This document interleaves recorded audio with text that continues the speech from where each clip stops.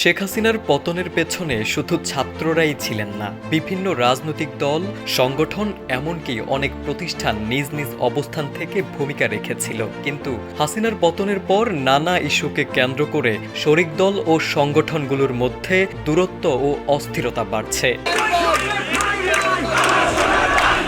ছাত্রদের কেউ কেউ জুলাই অভ্যুত্থানে বিএনপির সক্রিয় ভূমিকা নিয়ে প্রশ্ন তুলেছেন, যা নিয়ে ক্ষুব্ধ হয় দলটি।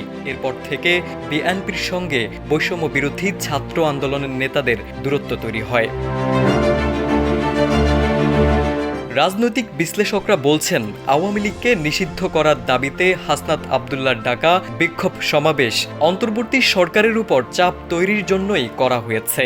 এ কর্মসূচিতে যোগদানের জন্য বিএনপিকে অনুরোধ করা হয়, কিন্তু তারা যোগ দেয়নি। বিএনপি বলছে, আওয়ামী লীগকে নিষিদ্ধের দাবি নিয়ে মতভেদ নেই, তবে কর্মসূচিতে সংহতি প্রকাশ করা থেকে বিরত থেকেছেন মূলত সাবধানতা হিসেবে। বিএনপি আগেই সরকারকে জানিয়েছে, আওয়ামী লীগের মতো দলকে নিষিদ্ধ করাটা আইনি ও বিচারিক প্রক্রিয়ায় হতে হবে।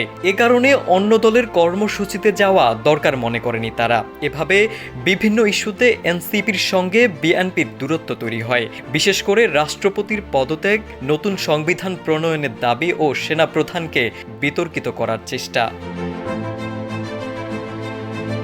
রাষ্ট্রবিজ্ঞানী ডক্টর সাব্বির আহমেদ মনে করেন, সব বিষয়ে ঐক্যমত্য থাকবে না, ভিন্ন মত থাকবে, এটাই স্বাভাবিক। যেমন নতুন সংবিধান হবে কিনা, গণপরিষদ কিভাবে গঠিত হবে, সে বিষয়ে দলগুলোর ভিন্ন মত আছে।